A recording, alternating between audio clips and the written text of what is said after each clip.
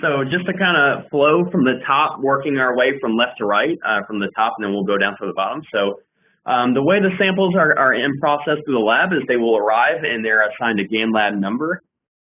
The sample is unboxed and emptied into the drying trays, which are pretty essentially like little French fry trays that you might get at like a concession stand. The trays are then placed in an oven overnight. We generally dry samples for 36 hours just to ensure that they're completely dry before we grind them down.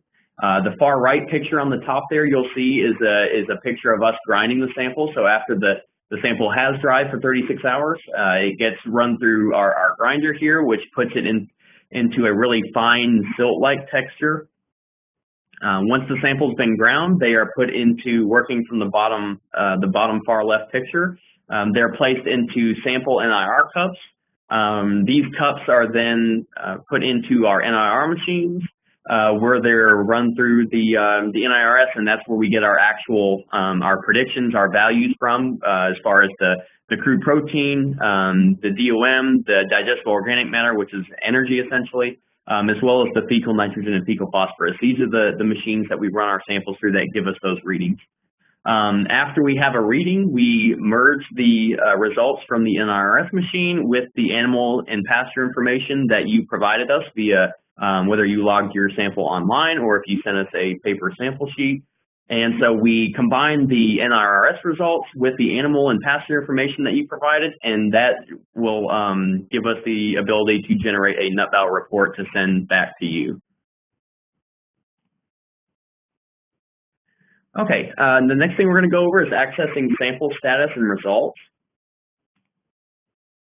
So if you want to just get a general idea of the status of your sample, or if you send us samples and you're just kind of trying to see where they're at in the lab, you'll notice here, kind of working again from our main screen once you're logged into your NUTBAL account, underneath the samples tab at the top, on 3 down from that is the sample status, so you'll click that.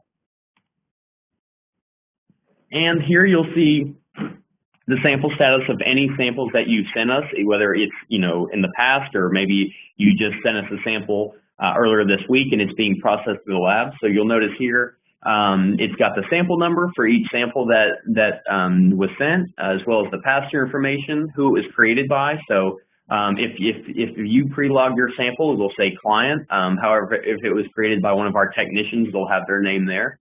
And then you'll see the progress kind of tab there, whether it's finished. If it's green, it's finished. If it's red or yellow, that means it's still being processed through the lab, and it's not quite done yet for us to get a report to you, as well as the date collected and the date the sample was created. Also in there, you'll see when we received the sample and the date the report was sent out for each sample number. And if you would like to go back and look at any of your reports after they've been completed, working again from the samples tab, the second one down is reports, so you'll click on the sample reports. And this is the screen that you'll see from here. So once again, we're looking at, with our example here, we've got 3 sample numbers that have been completed.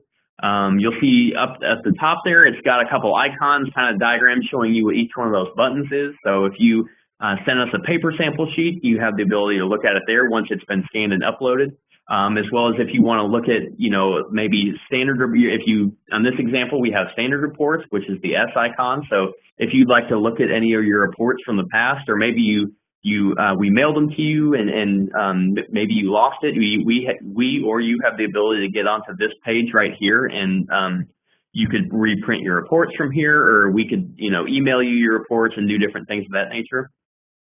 Also, you'll see that button to the far right. It says rerun case on those 3 samples at the bottom. So this is something that you can use if you're trying to just look at different things on your report. Maybe you entered your information wrong, or maybe you're thinking about supplementing a feed and you would like to see what that looks like with the sample that you've already processed. So you could go back and add that feed. Maybe you're thinking about starting to feed it like a liquid supplement, and so you could go back and add that liquid feed and the rate at which you feed it. and then you could save that description, come back to this page here and click rerun case for that sample number, and that will give you updated results as if you were feeding that liquid feed. Same thing with your animal information. Maybe if you had the days lactating or days pregnant wrong or something of that nature, you could go back in and fix that and click rerun case, and you would get an updated report based on that new information. This here box is just kind of showing you again the icons. So you have the N icon, which is just if you want to see just the kind of raw NIRS report. That's going to show you the crude protein, the DOM, digestible organic matter, as well as the fecal nitrogen and fecal phosphorus. Then you have the S's and M's, which are the standard and mediation reports. This here, I kind of already went over this, but once again, this rerun case button here is what you would use if you want to update some of your information on an old report and rerun it to get the new results or new predictions. You would have the ability to do so here.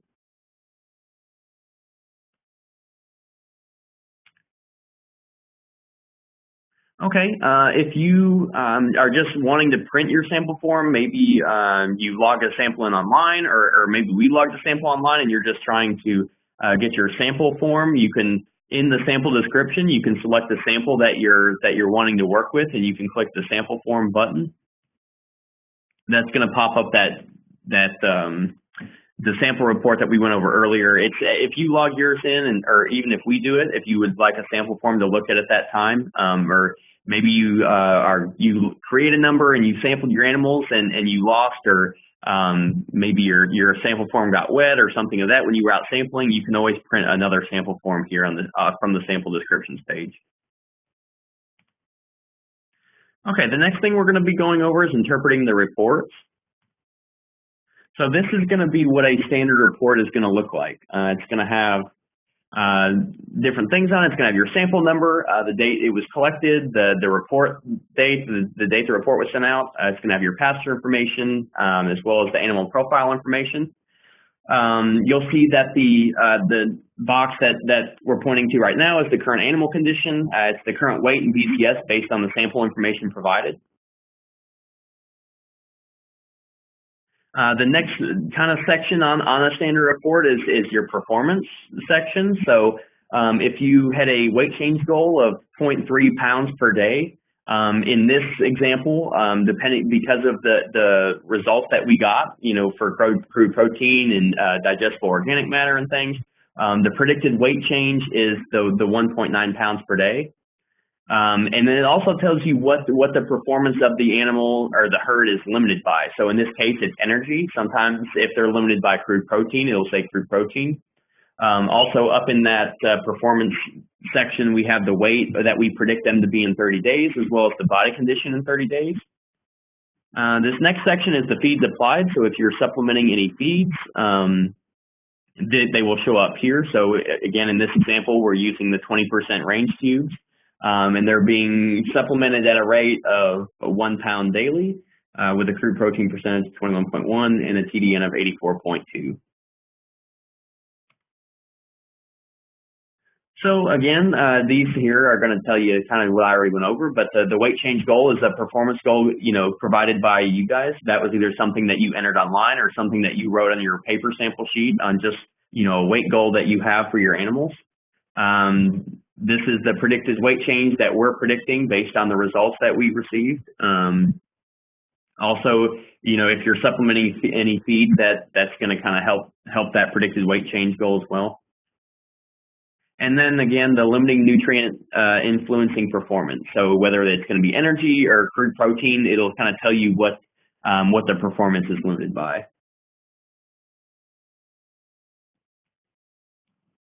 Okay, the next section is going to be your daily nutritional status section and your daily dry matter intake sections. So you'll see the protein intake based on the diet quality sample and supplemental feeds as fed. So it'll give you the crude protein intake in pounds, as well as the requirement for the animal. This is what's highlighted here. And this is all, once again, based on the animal profile information that you've provided us.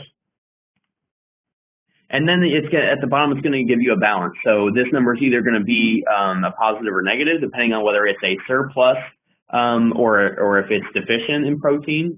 In this case, obviously, that we're working with right now, it's a surplus of 2.31 pounds. The net energy is divided into that needed for maintenance and that available for gain. Net energy for maintenance, or NEM, intake based on diet and quality sample and feeds fed.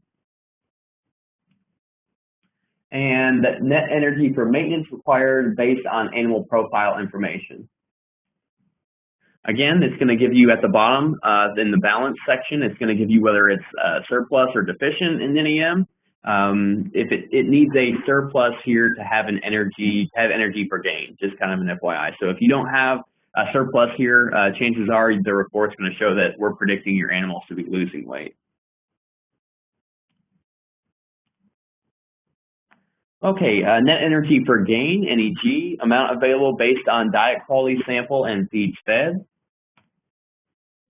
Not all of NEM surplus is available for gain due to inefficiencies such as heat loss, methane production, etc. Okay, going down here to the daily dry matter intake section. For intake here, the highlighted section, contributions of pasture forage, hay, supplemental feeds, and the amount eaten by the calf to the total intake per day. So the reason why it says calf is I believe this was a calf animal profile that we used as an example. Okay, and under the percent of standard reference weight, it's the percent of total intake by each component corrected by the standard body weight. So you'll see since we had cubes added here, it's got the concentrates is 0.08% of the standard reference weight for this animal. And it's predicting that it's consuming 3.02% of its body weight in forage, which gives you a total of the 3.1%.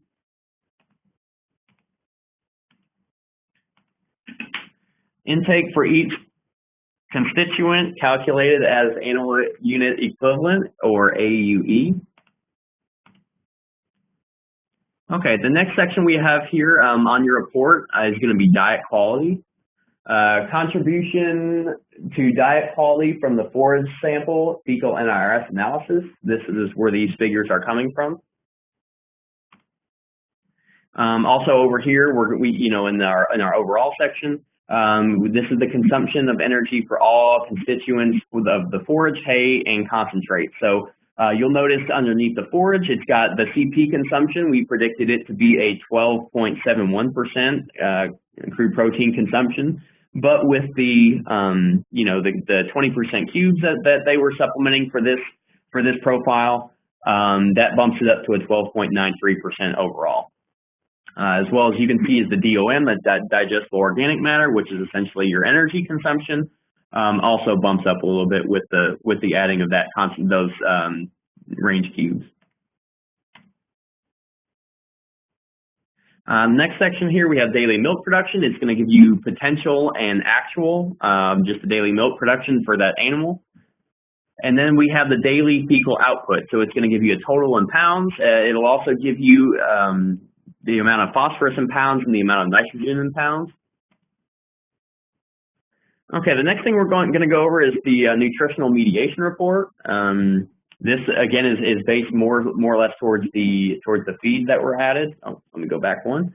So we've got here, you can see our 20% cubes that were added, the cost per ton, and just kind of give you an idea of the different things, as far as the mediation goes of the nutrition.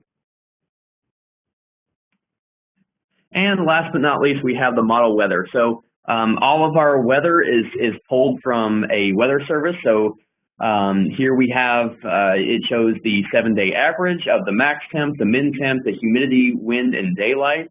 It also gives you a 30-day average. You don't have wind and daylight for the 30-day average, but it will give you the average in 30 days for the max temp, the min temp, and the humidity. Okay, this little section here is going over invoicing and payment. Once the lab has completed the processing and report, is generated, it will be sent to you via your selected contact method, whether that is email, mail, or fax. It is strongly recommended to send payment after receiving invoice, not with the sample. Checks can get lost in the packaging or become ruined by leaking. This kind of goes over it, but we do get people that will send in checks with their samples. And sometimes, like as I said before, the samples will leak in the mail, or maybe the packaging will kind of open up a little bit, or whatever the case. And so we can get checks that get ruined, from the sample leaking on them, and that sort of thing. So we do ask that you send your payments after you received an invoice from us. Just kind of for future reference, we do only accept checks and money orders. Texas A&M does not allow us to do receive payments by via credit card. So we do ask that when you do send us a payment for, after you get your invoice, that you do so by sending a check or a money order. And then to the right here, we've just kind of got an example of what a invoice will look like from us. Okay, I'm going to turn it back over to Amelia real quick. She's going to go over the last portion of our presentation.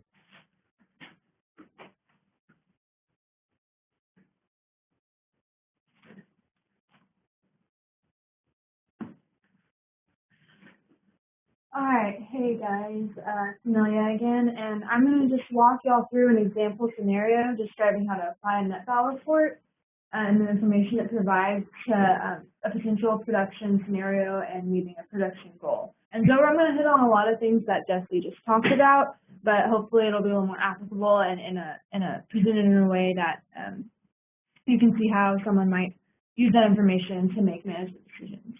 But before I go into this, I'm going to go back a few slides and just hang out. Oh, geez, all these things. Okay, hang out right here on the sample reports page, because I'm going to be referring to a lot of these buttons and the links available on this page, particularly the little M circle that's found in that column, the middle column under reports, that represents the mediation report. That's something that I'm going to refer to, and then also the button for rerunning cases. And that's, again, this is all available so that you as a producer can go back and use the forage data that we provide and sort of simulate different management scenarios and see the outcomes that can occur if you change things like supplemental feeding practices. So let's get that over.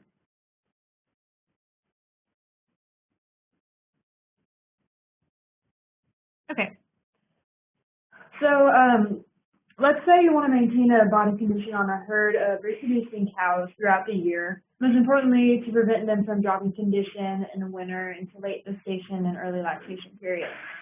So you'd go through the sample submission steps that Jesse just described and use the performance predictions and the NUTBAL report to adjust management practices to meet this performance goal. So for instance, looking at the NUTBAL reports can help you determine if you need to put out a supplemental feed. It's important to reevaluate herd nutritional status when major changes in operation conditions occur, such as changes in forage type, seasons, or animal physiological status. So we recommend for this sort of management and using NUTBAL reports to help make decisions with management, to do monthly sampling, because that can allow you to develop a yearly profile of forage quality and animal performance. And eventually, if you do this over the course of several years, because we've had some clients with us for a few years, you can develop a nice profile of data that describes how maybe different pastures in your operation produce forage over the year and how your animals are doing in response to changes in management practices or in response to those forage changes. So we're going to put our hypothetical herd of cows in Wyoming, and here I have a profile of actual forage quality data from Wyoming during 2013 or 2012 through 2013, because it starts in March of 2012 and ends in February of 2013. And we have digestible organic matter plotted in red, and the data is on the left axis. And then on the right axis, we have crude protein, and that's plotted in blue. And so you can see that forage quality presented by digestibility and protein content begin to fall at the end of the summer and reach the lowest concentrations in December and January. If you're determining forage quality every month by sending us a sample and us running it through our fecal NRS analysis, we can catch this decline and hopefully prevent any body condition loss of the animals grazing this pasture. So let's say we're collecting looking at a sample taken in November, and that's when we run our analysis, we find out we're catching the forage quality in mid-decline. At the time of sampling, the herd's body condition score was around 5, and at that time the animals were only consuming the pasture forage. So NUTBAL predicted that on the available forage alone, the herd would drop to 3.8 in about 30 days, and we'd be losing about 2.5 pounds per day. When making this prediction, NUTBAL took into account the forage quality data from the fecal sample that was sent in, as well as the reproductive status of the herd, which in this case, they're all at the tail end of lactation and are about 100 days pregnant. The report also indicates that the crude protein is the nutrient to most likely limit performance over the next 30 days. So to prevent this loss in condition and address the protein deficiency, you can rerun the NUTBAL simulation to evaluate different supplemental feeding options available to you. And so you can go back through your online account and access the Speeds tab under the sample description page in NUTBAL Online. You won't need to adjust the livestock or pasture tab, just go to the feeds, and you have the option to select. So like we said, we started, the animals were just consuming the forage. And so you can select different supplemental concentrates and pays and add those on to this sample description. And if you're wanting to determine the most cost-effective supplement, be sure to enter the cost per ton and leave the amount fed field empty for now. So in our scenario, we are looking at feeding either 20% protein cubes, distillers grains, molasses-based liquid, or alfalfa hay. NUTBAL uses a least cost analysis to determine optimal and economical supplemental feeding strategies. Users will need to enter a list of available feeds in their area. So you would pick through that drop-down list and find the feeds that might be most relevant to you. And then when you're entering the cost of the feed, you will the most accurate number of cost or cost value would be the total cost, including the feed, the cost of the feed itself, the delivery of that feed to your location, how you're going to distribute it and put it out for the animals, and other costs. That would give you the most accurate representation of feed costs, but you could also just use the cost of purchasing the feed as well if you don't have that information. You also have the option to enter minimum and maximum amounts fed, and Jesse went over this a little bit earlier, but you can enter a maximum amount if you're thinking about associative effects of different feeds. So, for instance, high energy feeds could potentially, if your NUTBAL might not recognize, I guess, the top end on its own for feeding a high energy supplement such as corn. So it could just recommend a crazy amount of it because it would meet your needs. However, actually feeding that amount would be bad for the animal itself, and it could end up in bloat or acidosis. So if you enter a maximum amount, then NUTBAL knows not to go above that amount when it's making its feeding recommendation. And then on the other end, you can enter a minimum, and that would represent, I guess, the amount that you need to, or it needs to be for that to just even put out that feed to be economical.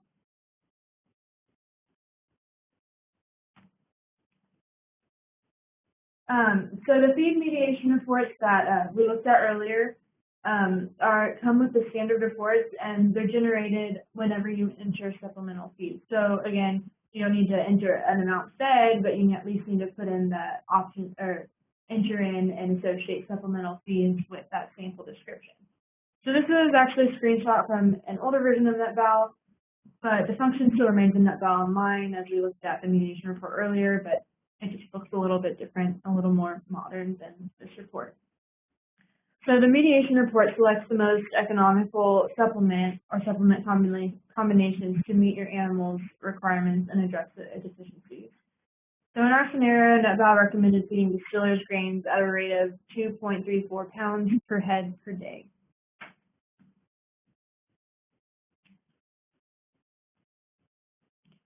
This next page of the mediation report actually describes the economical basis of why NUTBAL selected that supplement. So it provides the cost per day per head for feeding that recommended rate of distillers grains, as well as the cost of other feeds would need to be in order for them to be as economical as feeding the distillers grains. So the negative number is actually under that required cost per ton to be selected column would indicate that essentially someone would need to pay for you to feed that supplement in order for it to be as comparably economical as the distillers grains.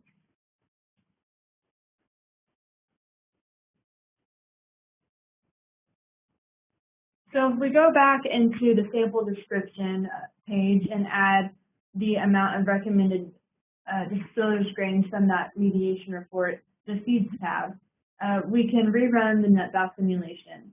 And this is the new report that would be generated after entering that recommended feed. And you can see that the animals or the cows are able to maintain their body condition, and this is the same herd through November, that 30-day period through November, as opposed to losing like they did on forage alone.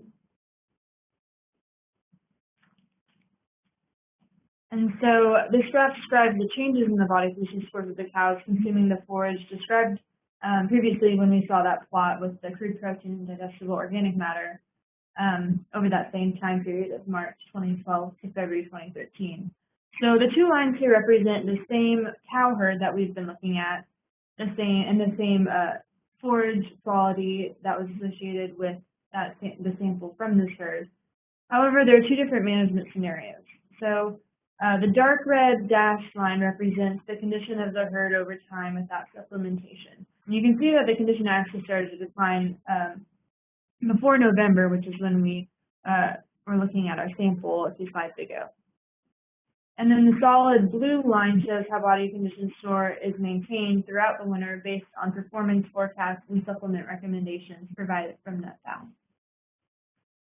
And when you look a little bit closer at the condition of the supplemented cows, you can see that they hover around 5 throughout the winter.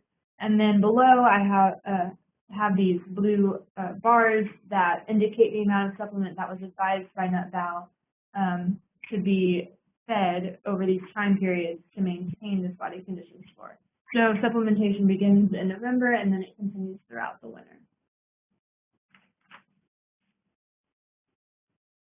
So these feed mediation reports and least cost functions aren't really heavily used by a lot of our clients, but we just give you a brief overview. So please feel free to call or check us out online if you want more information on this supplement recommendation, ability or functionality and least cost analysis functions, as well as any other questions you might have if you need some help still logging in your samples online or would like to order kits. I know our NUTBAL Online isn't always the most user-friendly system.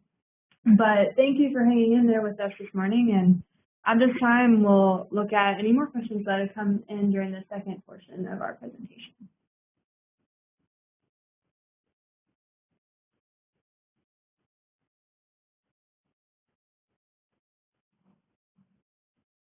And here's our contact information.